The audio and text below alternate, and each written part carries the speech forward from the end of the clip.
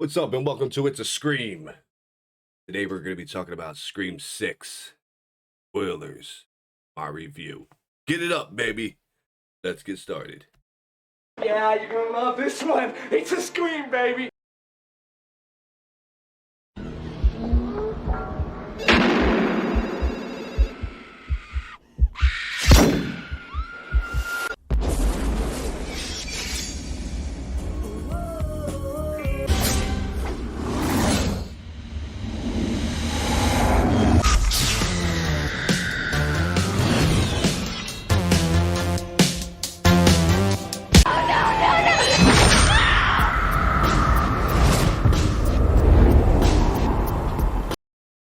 What is up? What is up? What is up? Oh, it's a Scream. My thoughts, man. That a roller coaster of a ride. Was it what we were expecting? Maybe some of us. Some of us weren't expecting that. But where do we begin? First, we begin what looks like I'm hanging out in Olivia's bedroom. Shout out to Scream 4. It's a bloody mess in here. But let's just start out from the beginning. Um, that opening scene. That opening scene. Oh my god. I who else was shocked when, spoiler alert, Jason pulled that mask off. I mean, I know I was. Tony Ravioli, whatever Ravioli. He pulls that mask off, and we're like, are you kidding me? We're getting a Ghostface reveal in the first 5-10 minutes of the film. Are you kidding me? Never been done before. That was a shocker.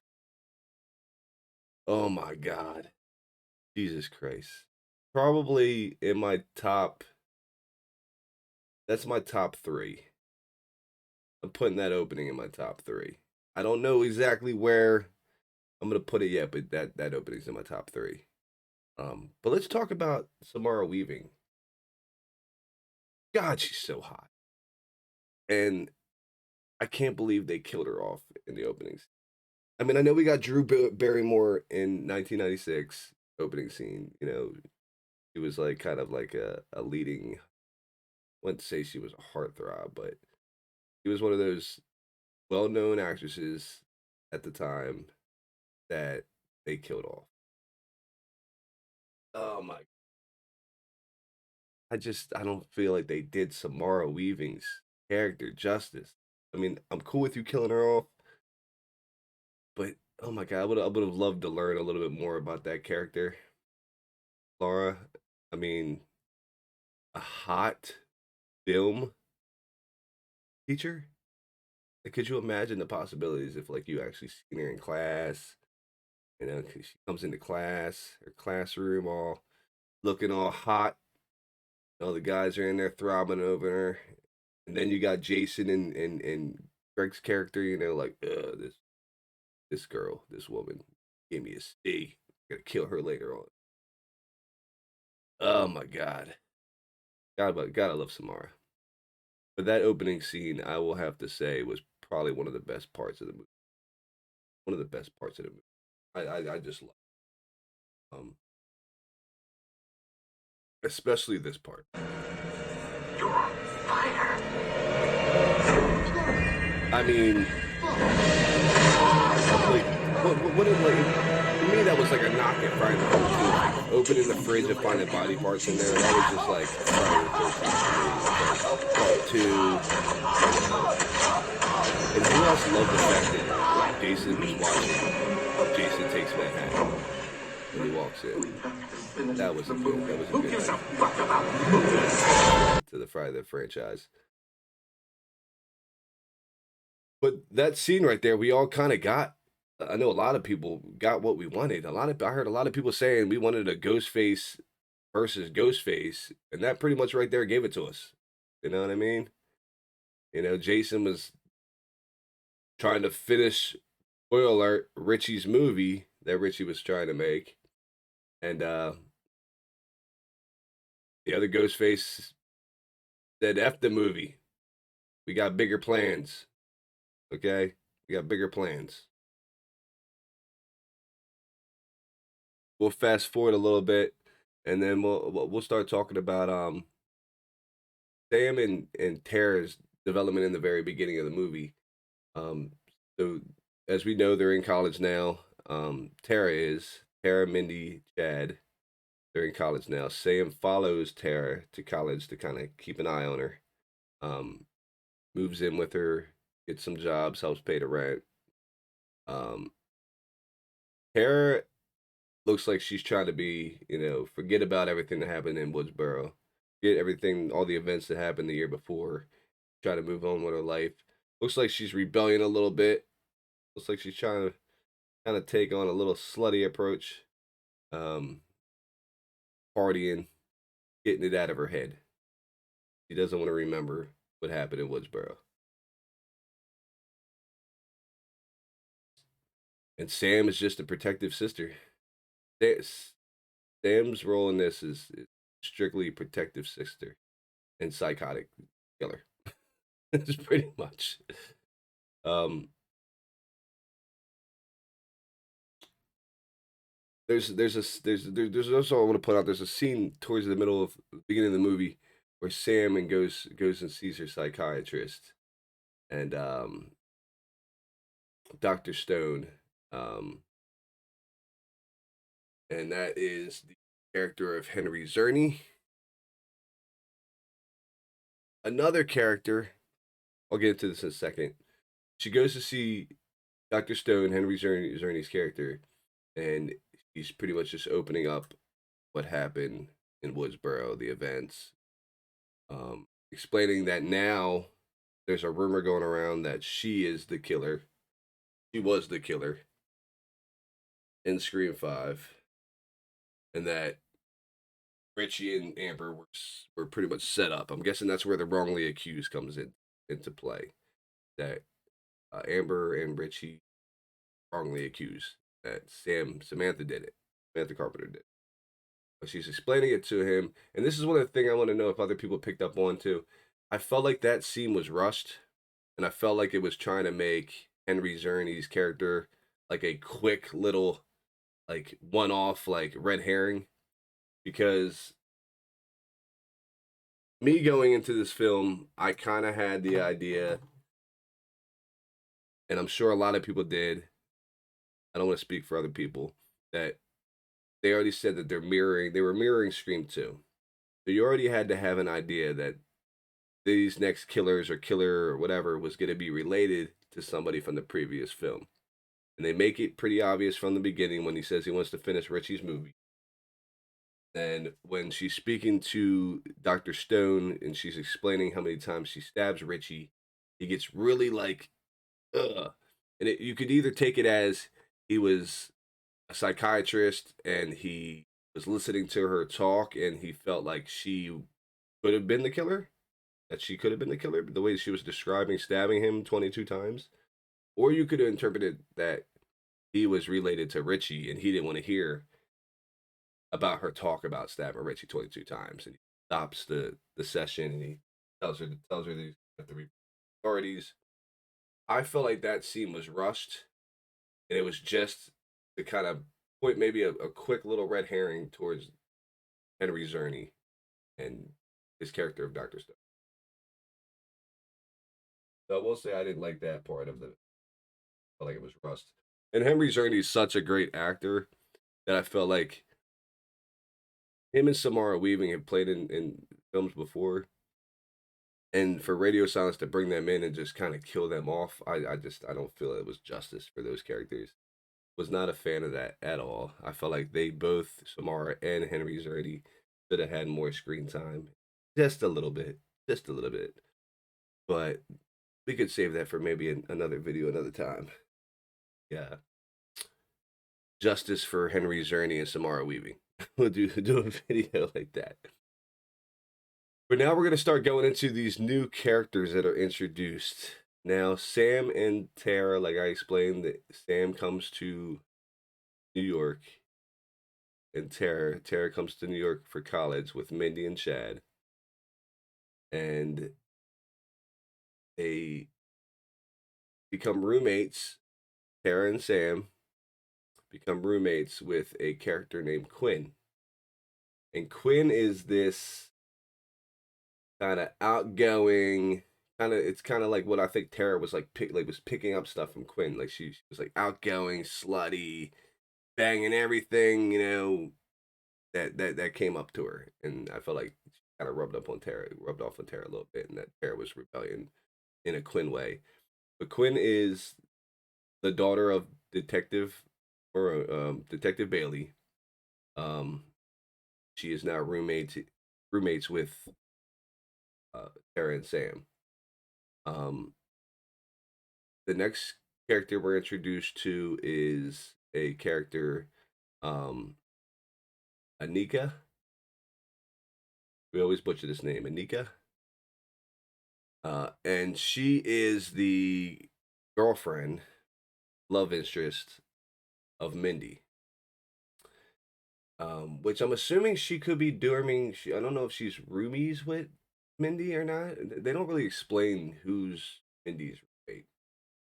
Um, but then we're introduced to Ethan, which is Jack Champion's character, and he is Chad's roommate. The lottery can't be rigged, and he was put with with Chad. The jock, the big ego jock, Chad. Um, and then after that, well, let's get into those characters. So Tara goes to a party that Sam was not aware of. Sam finds out from Quinn, and then she proceeds to go to the party. At the party, Tara again is rebellious. She's out there getting her drink on, shaking her booty, and a guy approaches her, and she's about to go upstairs with the gentleman. Spoiler alert. And Chad stops her, and Chad is trying to keep her from going up. And Tara just wants to go. She wants the D. I'm guessing. I don't know. But then the fight breaks out between Chad and this gentleman, and Sam tases him in the balls, which I thought was an awesome scene in the movie. She just, I'm gonna tase you in the balls now. I like the way she said it. I'm gonna tase you in the balls now, and then he went down. They should have carried that taser throughout the whole movie. Motherfuckers went down with that taser. I'll tell you that. Taser was like 800,000 volts or something. I don't know. But from there, they leave the party, and you can kind of see where this rumor is going around that Sam was the killer, that she explained to Dr. Stone, and people on the streets are, looking at her weird and pointing at her. And one girl actually throws her drink on her, and we almost see the crazy side of Sam come back out.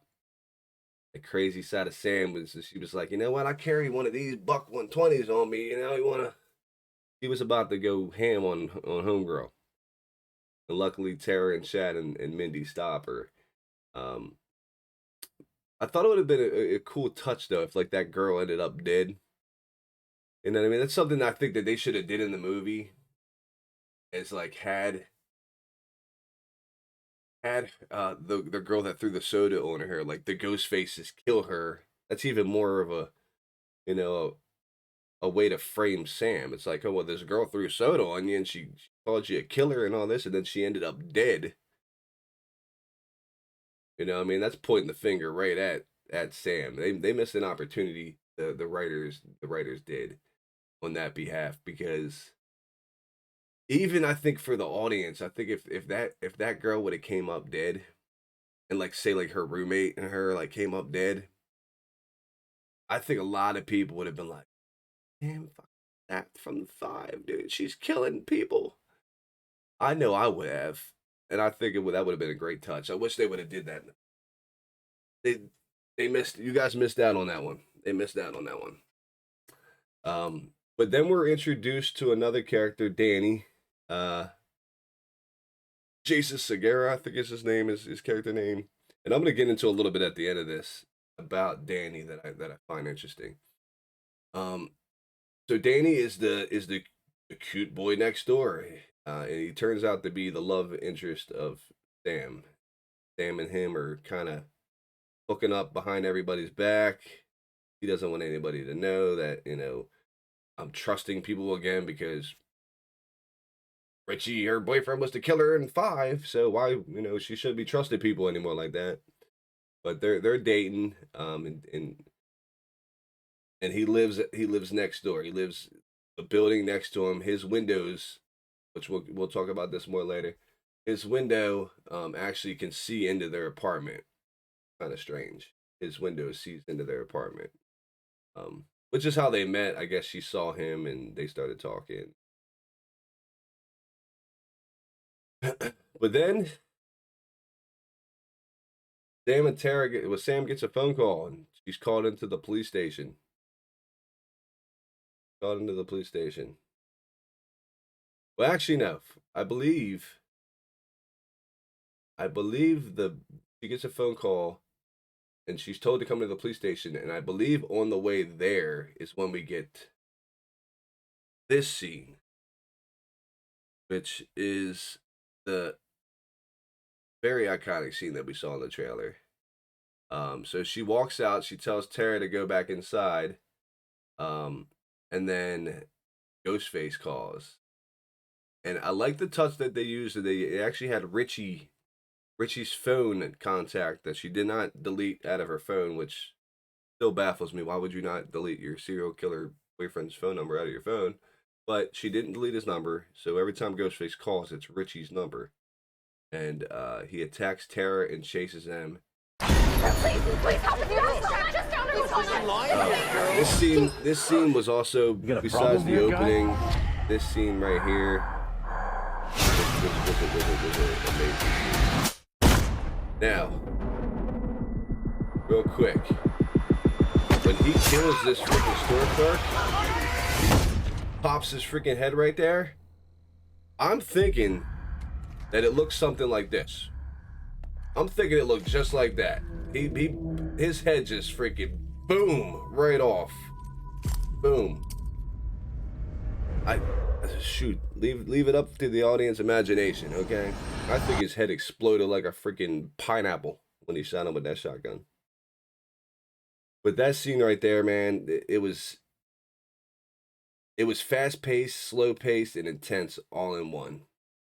And what I mean by that is that from the second they walk in, the second that gentleman says you got a problem, it's like stab, stab, fast pace, stab, stab, slices another guy, busts up the store clerk, and then it slows down for a second.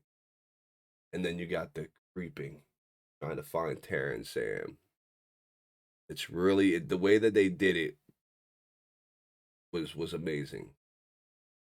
Because like I said, from the time they walk in, it's like fast paced, stab, stab, stab, boom, boom, boom, shoot the store clerk. And then now I'm on the hunt for you guys. And it's just creeping around the store. I mean, they're creeping around the store, breathing heavy, and you hear Ghostface breathing, looking around. And then Sam distracts him, and then they start creeping some more. And the glass on the ground breaks and cracks, and then he hears, and then bam, fast pace again. Push the shelving over on top of him, and they bolt to the door. And then which time the police are arriving on the scene, because which is kind of weird because it's New York City. Everybody minds their business. I'm surprised the cops showed up that fast. Surprised people were just like, what? It's an everyday thing. Somebody gets killed in a bodega. It's whatever.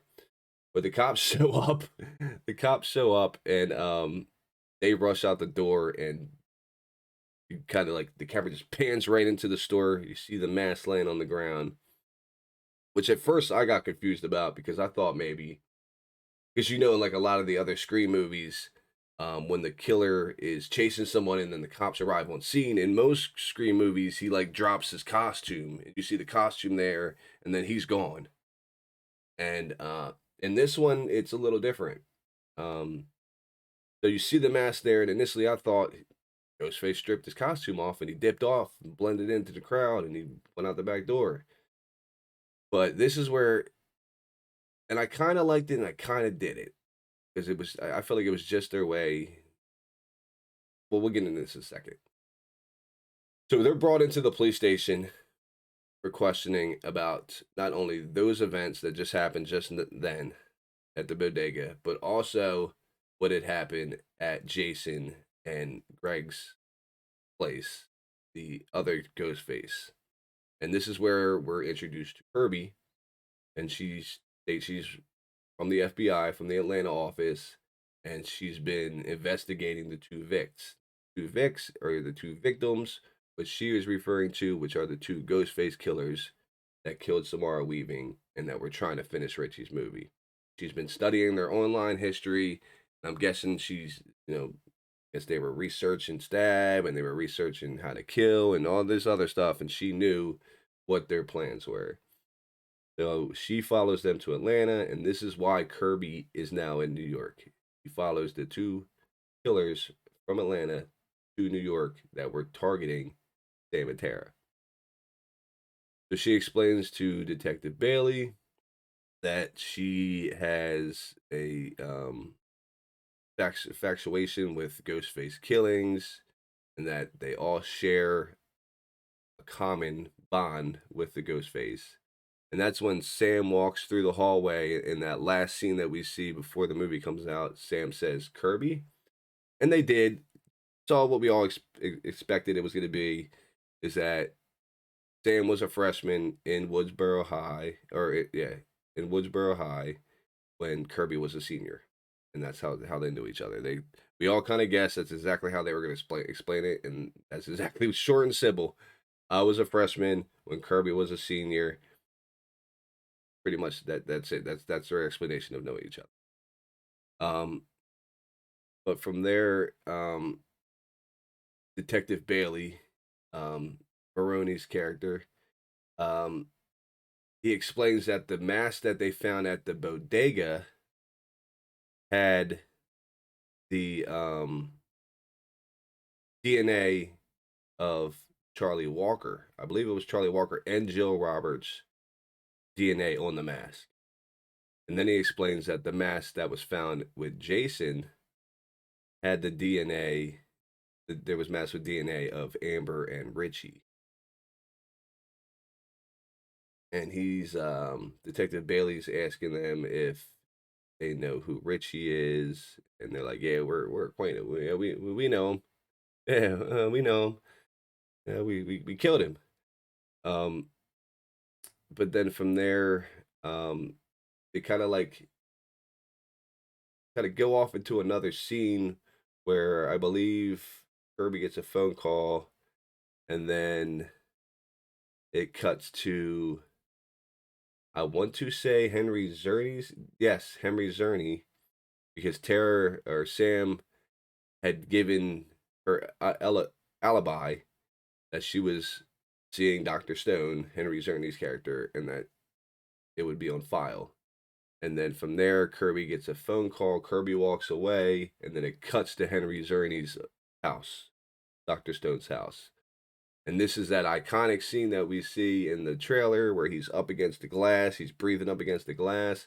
Now, initially, we all thought that might have been because the way that they kind of bunched it in together. It looked like that was the scene of when they all jump up and Ghostface is at the door. We all assumed that Ghostface was at the door of Sam and Tara's apartment and everyone's apartment, which was not the case. He is actually at Dr. Stone, Henry Zerny's house. And Henry Zerny says it's a little early for trick or treating, don't you think? And then Ghostface knocks again.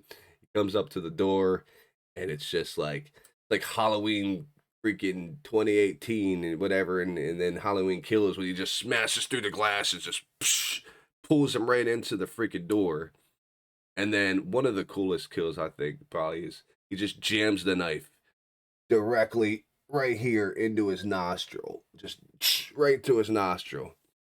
And Dr. Stone falls and he's dead on the floor, and Ghostface steps right over top of him and goes right for the filing cabinet, looking for the file of Samantha, looking for that file of Sam to take it, which I don't understand because if you're trying to frame, I guess if you're trying to frame Sam, it would make sense to take that to make it look like she was never there. But also in the same case, it's like, why would Sam steal her own alibi? Because that doesn't make sense. Why would you give us an alibi to then go and take it to know to where now we don't have it and now we suspect you? So I don't understand that whole aspect of it. That was that was just a part of the movie where I was just like, okay, if you're trying to set up Sam and make her look like the killer, why would she go and steal her own alibi to where you can't find it? It didn't make sense to me at all.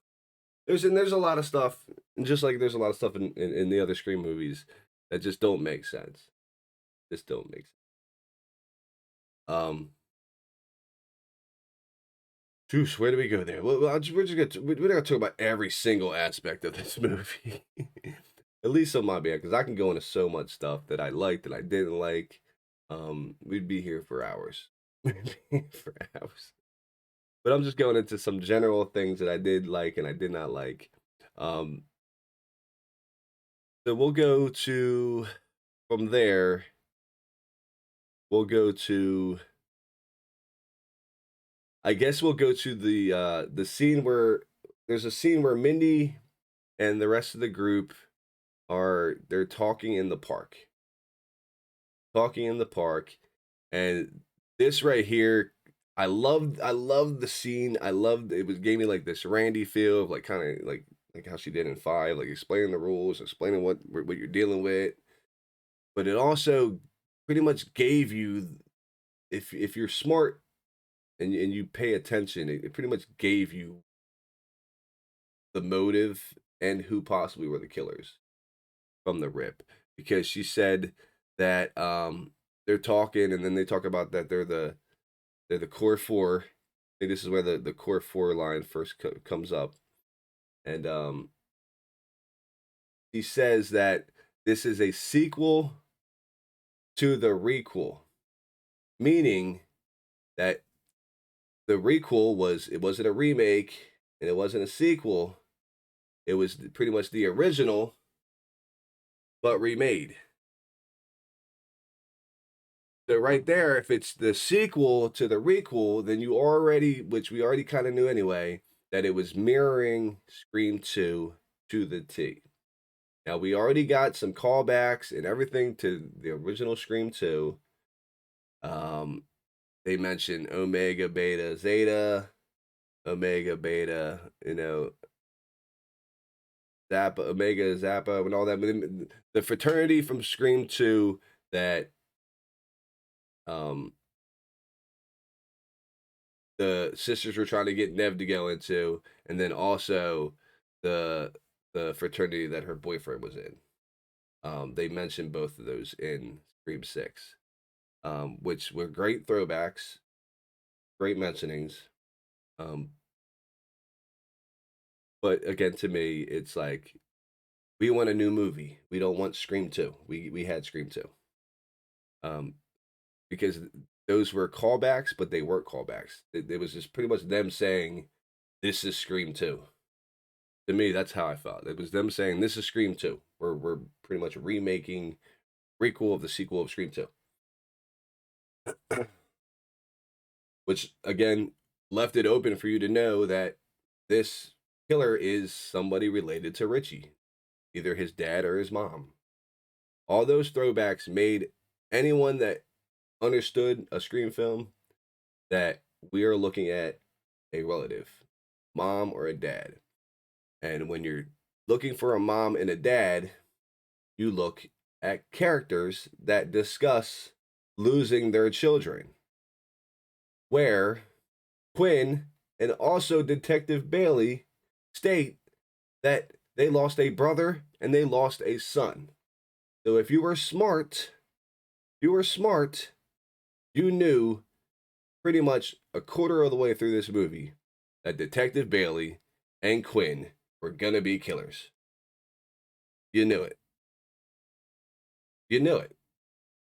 And I I can't say I didn't like the movie. I love the movie.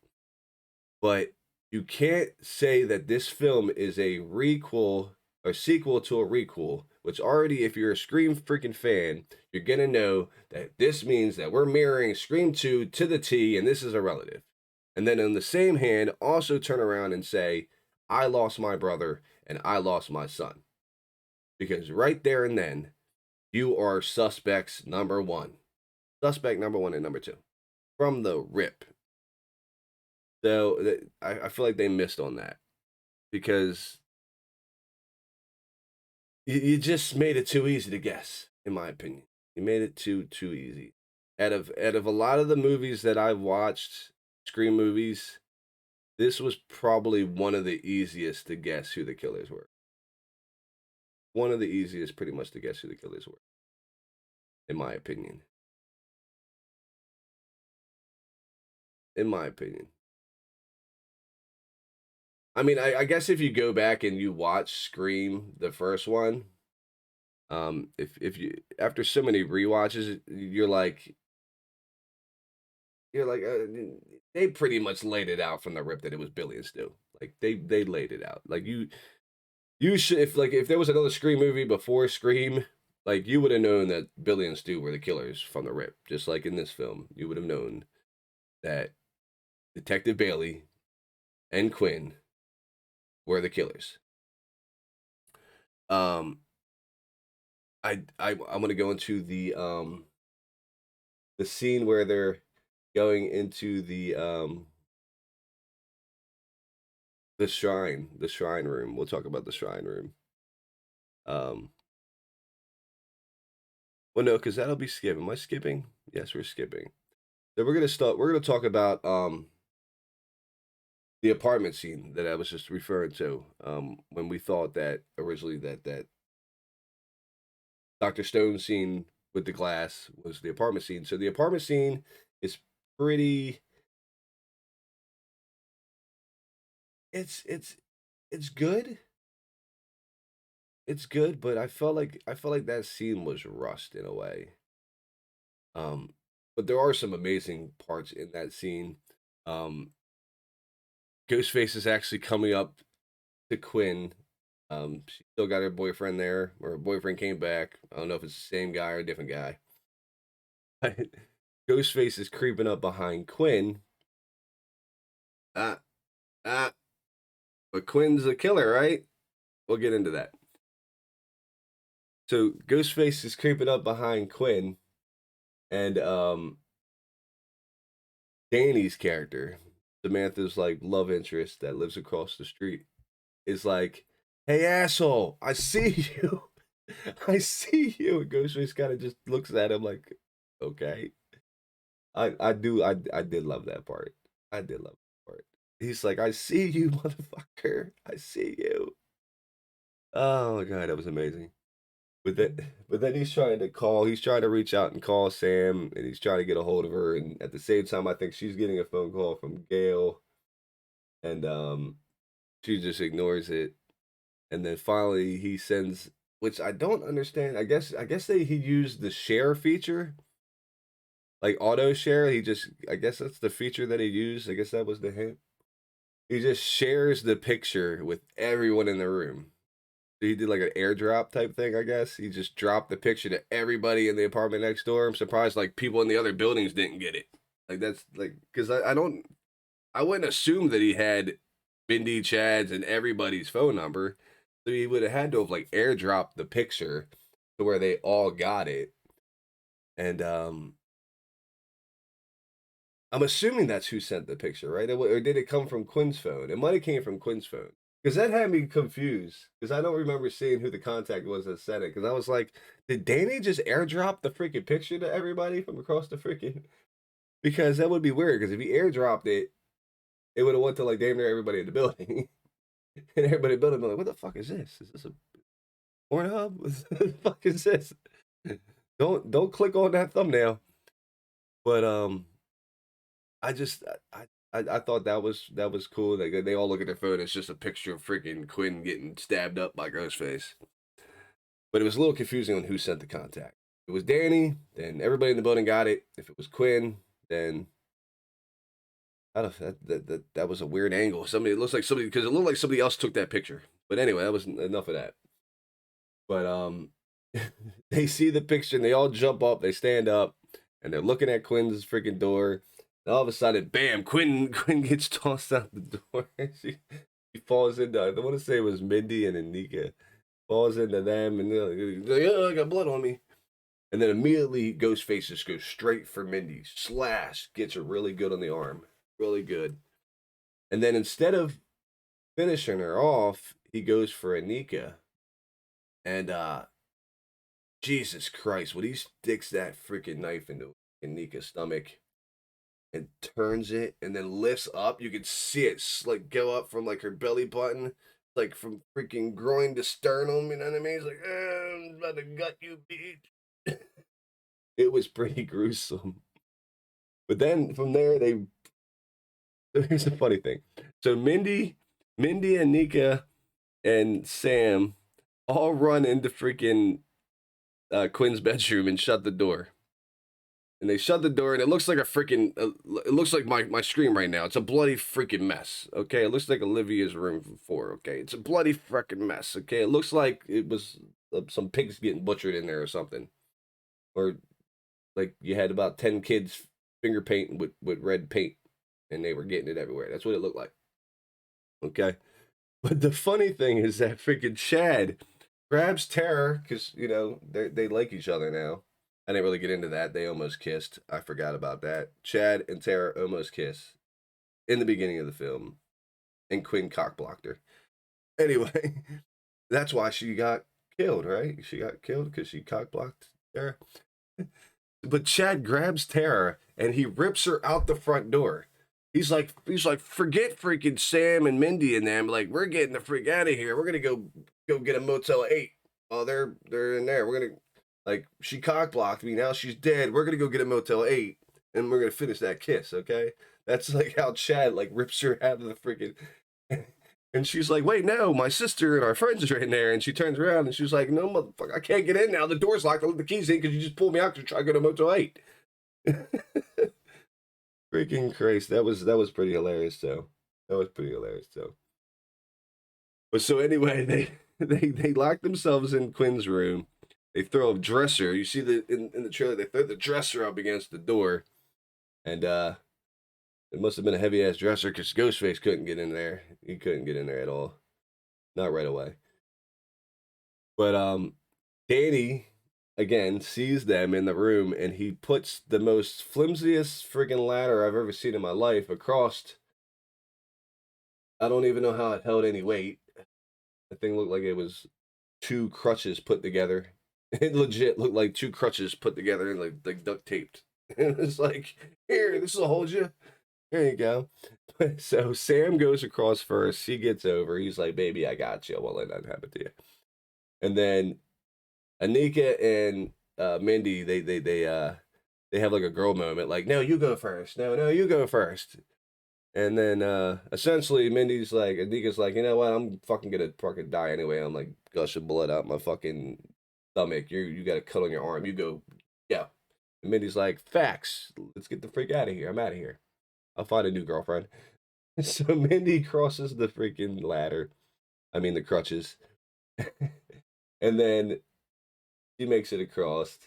And then Anika proceeds to hobble her butt over to the window to climb out and hesitates. There's a weird hesitation because she's like, I can't. And then like 2 seconds later, she's like, okay.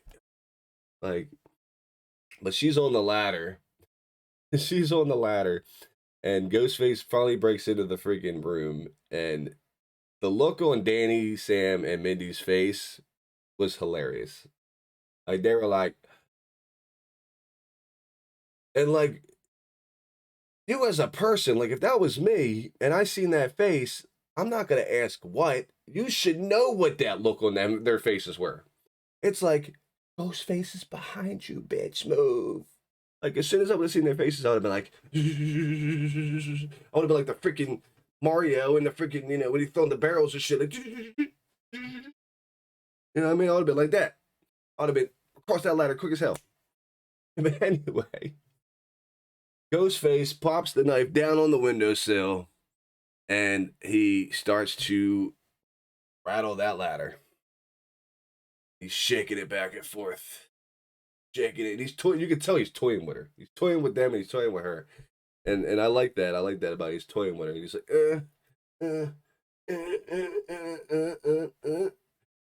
And then finally, right when she's like right at Sam's hands, like to where she could pull her over, he goes, wow. And oh my God. Me, and I don't really to a lot of stuff, but when her head cracked off that dumpster, I said, oh my God. Whew.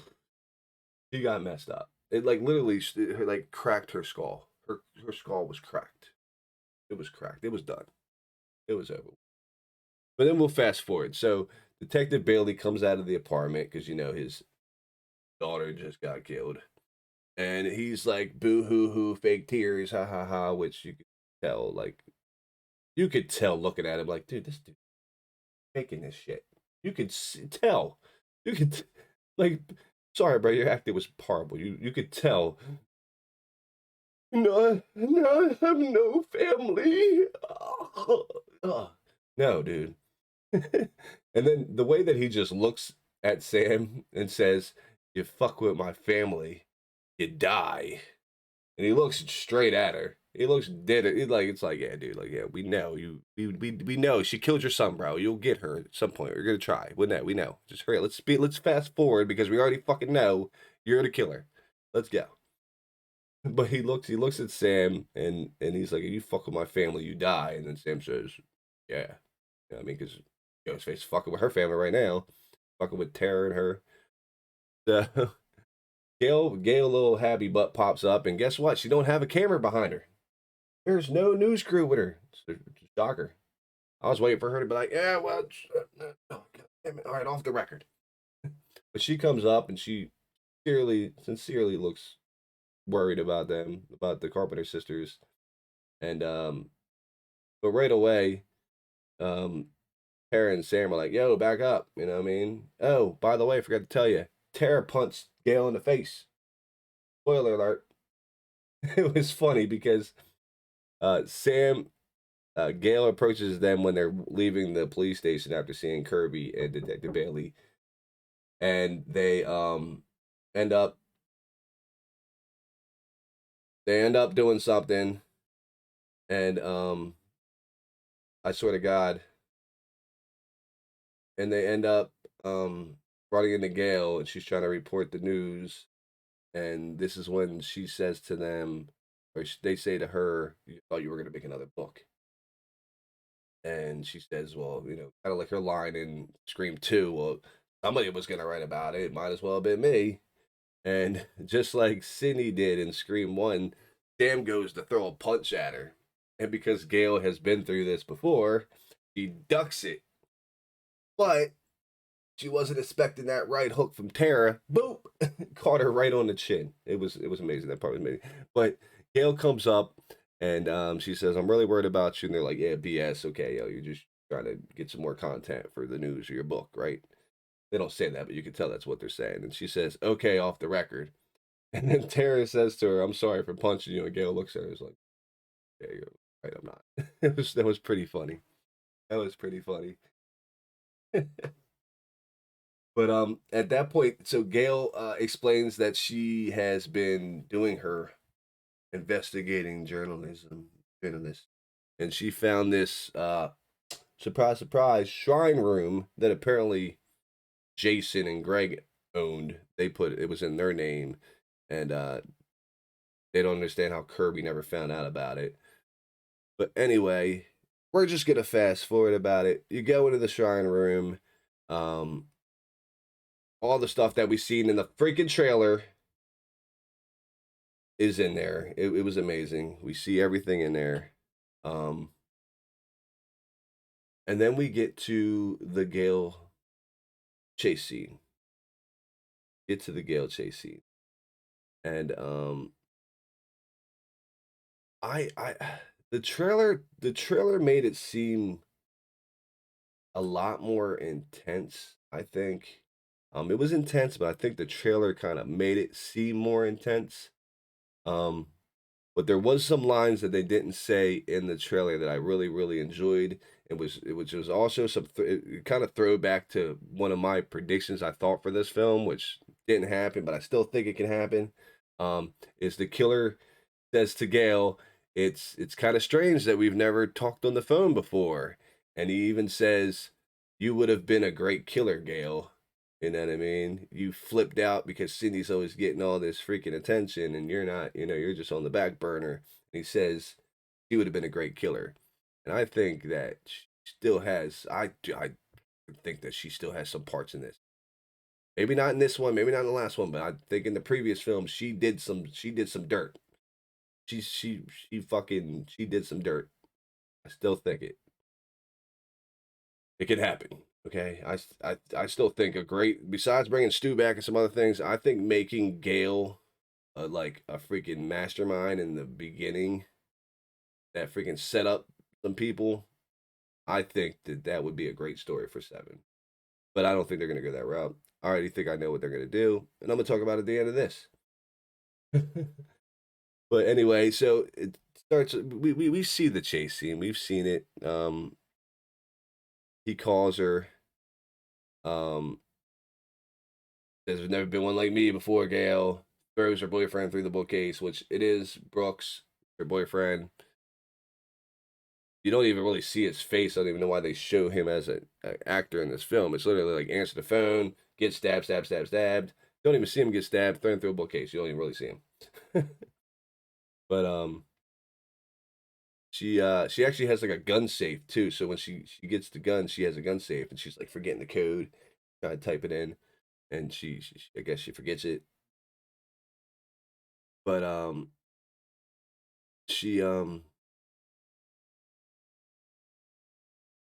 she she gets stabbed up. Just say that she gets stabbed up pretty bad. Gets stabbed up pretty bad. Spoiler alert: Gail doesn't die. Doesn't die. Gail does not die. I could have saved it towards the end, but I'm just saying now. Gail doesn't die. Gets stabbed to freaking all hell, but she does not die. She is going to be in Scream 7, and that's why I think she's going to be revealed as some type of reasoning behind all of this. She's going to be some type of reasoning behind everything that's ever happened in this. I do believe. Anyway, fast forward. Detective Bailey tells the core four and Ethan to take public transportation. Oh my god, I'm forgetting stuff. I'm gonna go back now. Ah. So before the events of Gail getting chased down, one little thing that I want to point out that everybody loved and I love myself, little callback, is that they're going to set up Ghostface by putting Tara and Sam in a park and waiting for him to call and then track his phone call. This is right before a Gale chase scene, and they're in a white van outside of a park. And Mindy says the best line. This is the same way our uncle died, pulled into a van in broad daylight, stab, stab, stab, stab, stab. No more Randy. Love that freaking, loved it. Loved that freaking line. Freaking amazing line. Oh my god. Ghostface had amazing one-liners too. But that was probably the best line in the movie by far. Loved it. Best line in the whole movie. Anyway, fast forward, Detective Bailey tells them to take public transportation because Ghostface isn't going to attack you if you're in public, right? He doesn't do that. He's not going to do that. No, he just chased them into a fucking bodega earlier in that fucking same day and fucking stabbed up a whole bunch of people in a bodega in the middle of freaking New York. Nope, he's not going to get you on a subway. Go take public transportation. Go take the subway. So this is that scene in the trailer where you see Mindy, lights keep cutting in and out. You see Ghostface approaching her. Bam, surprise, Ghostface does come up to her. He does stab her in the gut. When you get stabbed in the stomach, it doesn't kill you. We all know this. You can get stabbed 15 times in the stomach, you're going to live. Okay? Unless you're stabbed in the heart or shot in the head or freaking stabbed in the arm, you say no, I'm playing. Unless you're shot in the head or stabbed in the heart, you don't die. Or have a TV fall on you. You don't die. Or completely gut it like a fish. Okay? But she gets stabbed in the stomach on the subway. Ethan is on the freaking subway or on the train with her, because what happens is they get split up. So Danny, Chad, and Sam get on one train, and then Mindy and Ethan end up on another train because they get split up because of the crowd. Another thing, a lot of rumors are going around. Have not seen it. I have to rewatch it again for the third or fourth time because I've been looking. I didn't really see it. There is a rumor that Matthew Lillard um, was the cameo, the surprise cameo. It's just a rumor from some other YouTuber. Don't quote me on this. Well, I got to find it myself, but it wouldn't shock me that he was the cameo in the subway. He's like an extra in the subway. Look for him. See if you see him. I haven't seen him yet, but it would make sense because they're mirroring Scream 2. And in Scream 2, Matthew Lillard was a freaking cameo figure in the background because he was there visiting freaking Sydney and Nev Campbell, and he was a cameo in the background in Scream 2. So if they're mirroring Scream 2, I could see them putting Matthew Lillard in the background. They did it in Scream 5 with the freaking flamethrower guy, so I could possibly see it. But right now, it's just a rumor. You have to find it.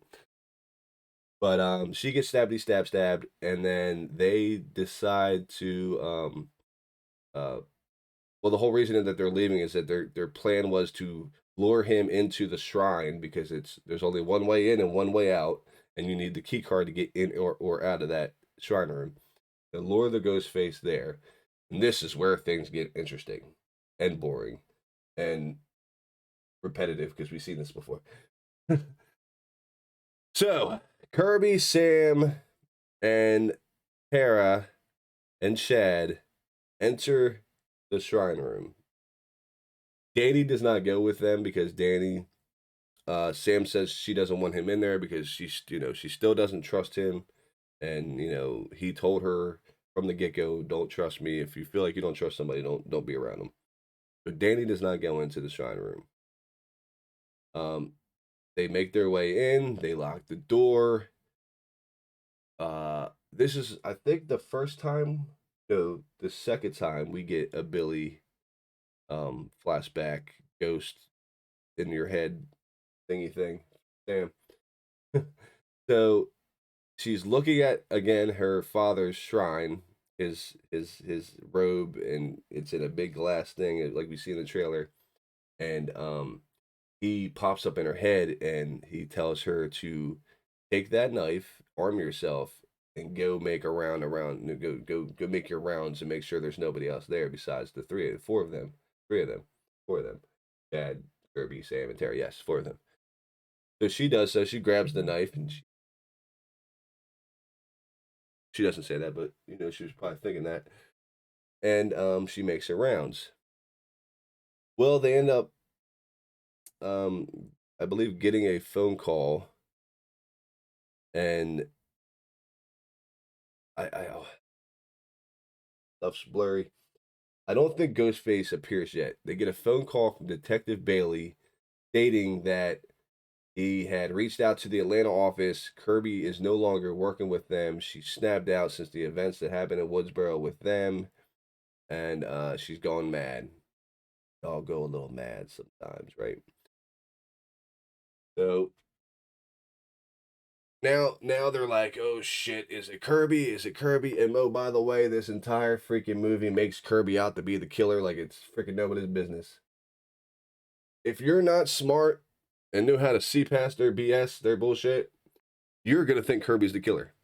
You're gonna be fuck, god damn it, they made Kirby fuck killer, god damn it, because that's how much they make Kirby seem like the killer in this freaking movie. It's insane. Like literally every time somebody says, it's like, hey, everybody that's around Sam and Tara, like your daughter Quinn, they die. Bam, Quinn dies. Oh yeah, freaking the evidence at the psychiatrist's place. Yeah, I got a phone call. Bam, the psychiatrist dies. They made Kirby seem like the killer, like it was nobody's business. Okay, talking about a red herring, they was like fucking. They might as well wrote killer on Kirby's forehead because that's what they was trying to do. They made her seem like the killer from the very time, the time she was introduced into the film to the time right before you find out it's not her. Okay?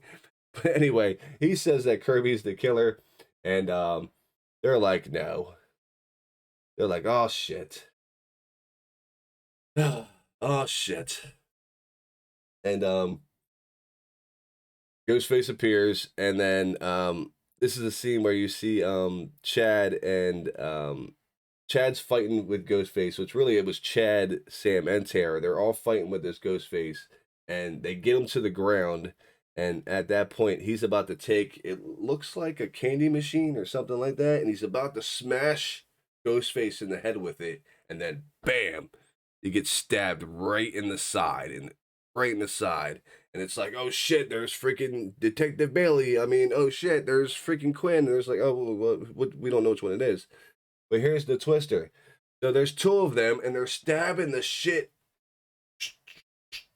I don't know how many times it was. I counted like freaking 6 or 7. It might have been more. They stabbing him up in the gut. And we all know stabbing in the gut don't kill you. So he's getting stabbed up. Bam. You think Chad's dead. So then they chase Tara and Sam, and they run into Kirby. And that's when they're like, okay, well, how is it Kirby if they're chasing me and then there's a ghost face back there? But how many freaking ghost faces are there? Jesus Christ. Because if you're still thinking Kirby's the killer, you're like 1, 2, 3. You're like that. There's like 6 ghost faces in this fucking movie. Insane. But then Detective Bailey shows up, and he's again questioning Kirby, like, you know, you were doing this, and you snapped out, you don't work for the FBI anymore, and and he's like playing that, like, no, you did it, no, I did it, no, you did it, no, I did it, no, you did it, no, you did it, and it's got Tara and Sam like, what the freak? Which one? Who could it be? And then all of a sudden, Ghostface comes up running behind Detective Bailey. Surprise, surprise. Boom, boom, boom. He shoots Kirby. Detective Bailey shoots Kirby. Spoiler alert. He shoots Kirby, and the Ghostface stops and just stands beside him. And he's got that freaking crazy look in his face, like, my idea was, I'm like, I fucking knew it was you from the beginning. They might not have known, but I freaking knew. It was Detective Bailey.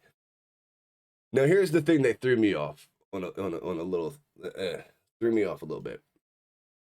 So I knew that it was Quinn, and I knew it was Detective Bailey. And I thought that this person could have been a killer, but this is the only thing that threw me off on a loop. So we know that there was 2 killers. So the one ghost face comes up on the right side of him, and then on the left side of him, another ghost face comes up, and he says, "I'm proud of the 2 of you." And then the first ghost face takes his mask off, and you think it's Quinn. Nope, it's not fucking Quinn. It's fucking Ethan. It's fucking Ethan. Ethan takes the fucking mask off, and you're like, okay, well, maybe him and Quinn were freaking lovers or something. Nope. They look over. They freaking explain that again. He orchestrated his way into becoming Chad's roommate, and he couldn't wait to fucking kill him. Fucking asshole. He's like, I couldn't wait to kill that fucking surprising Chad. His name's Chad. He acts like a fucking Chad. He's a fucking jock. I hate jocks, and I killed him. That's pretty much what he said, to these exact words. I don't like Chads. He's a fucking asshole, and I stabbed him. But then they look over at the other Ghostface killer, and fucking, what does Sam say? What does Sam say? She thinks it's Mindy. She thinks it's Mindy. She says, Mindy. And we're all like, why the fuck would Mindy be fucking working with fucking Ethan? Like, what? Like, I mean, I understand that she's been fucking accusing this guy of being Ghostface the entire fucking movie. The entire movie, she's been like, Ethan, you're the Ghostface. She caught it. And guess who pulls off the mask? Surprise, surprise. Fuck Quinn. His daughter. Detective Bailey's daughter. Because you knew she had to be fucking alive. Because there ain't no fucking way that you're killing your own fucking kid. But here's the shocker. Guess what? Ethan's her brother. Detective Bailey is his father. So Richie, guess what? Motive. Detective Bailey is Richie's father. And that Richie, they knew that Richie was a fucking psychotic serial killer from the fucking get-go. They knew he was a crazy son bitch from day one. He came out. He probably killed his mom. I'm thinking that he killed his mom because he was so. Because they don't ever explain what happened to his mom. Like, where's his mom at? I think I think freaking Richie killed his mom for his freaking movie. And Dad knew about it, and Dad covered it up. Okay? But the whole motive is that they want Sam for killing Richie. Surprise, surprise, Scream 2, Mrs. Loomis. Mrs. Loomis, you killed Billy. I'm going to fucking get payback. I'm going to kill you. Scream 2. Surprise, surprise. Overall, the movie was amazing. It was amazing. It was good. I just feel like they took too much stuff from Scream 2. Like, it was its own movie, but at the same time, it wasn't. Like, if you played Scream 2 and Scream 6 side by side and just kind of like fast forward to certain parts, like, it's gonna look like they're gonna look like the two identical state movies. Pretty much. Pretty much. But overall, my review of the movie is that it was clever in its own ways, but also took too much material from Scream 2. I love the opening scene. Wish they would have had Samara Weaving there longer. Fuck you. I loved Ghostface's one-liners. Like, literally in the opening scene when he says, "Now I see red." Like, I don't know. I don't know why. It was corny, but I loved it. I loved it when he said that. Mindy's freaking one-liners, her Randy role was amazing. Chad is now the new fucking Dewey because, like I said, surprise, surprise, Chad doesn't die for the fucking 20 times he's been stabbed between these two films. He's been stabbed more times than Dewey. And he's still alive. He is taking on the Dewey role. He's taking on the Dewey role. But yeah, guys, I would recommend to go see Scream 6. I mean, if you're a fan of Scream 2, you're going to love this movie. If you're a Scream fan in general, you're going to love this movie. It was amazing. I loved it. Would I change some stuff? Of course. I mean, I think all of us would change something about the movie. The movie was not perfect in any shape or form. But let's talk. Let's talk something real quick. Okay. I love the movie. The movie was good. I recommend it. Go see it. Okay. Review's over. Can I talk one thing? Scream 7. Are we doing a sequel to the requel of Scream 3? Because if that's the case, spoiler alert, right now, spoiler alert. Somebody related to Sam is going to be the killer in Scream 7. And my take on it, if you pay really good close attention to Danny looks like he could be a relative of theirs. And how sick and twisted would it be that Danny is sleeping with either his sister or his cousin or something? He's related to her and she's banging him and he's the freaking killer, which I also think that killer was the killer that killed Dewey, because I don't think it was fucking Amber. I still think that the killer that killed Dewey is still out there. Okay? And I think Danny, or whoever this killer is, has been stalking her since the events of 5, and he's been weaseling his way into her life all the way into 6 and into 7. But on that note, I love y'all. Let me see your comments. I'd love to see your comments. Love to see your thoughts. If you've seen the movie, I want your opinions on my review. Please give it a like, subscribe, and as always, Yeah, you're gonna love this one. It's a Scream, baby.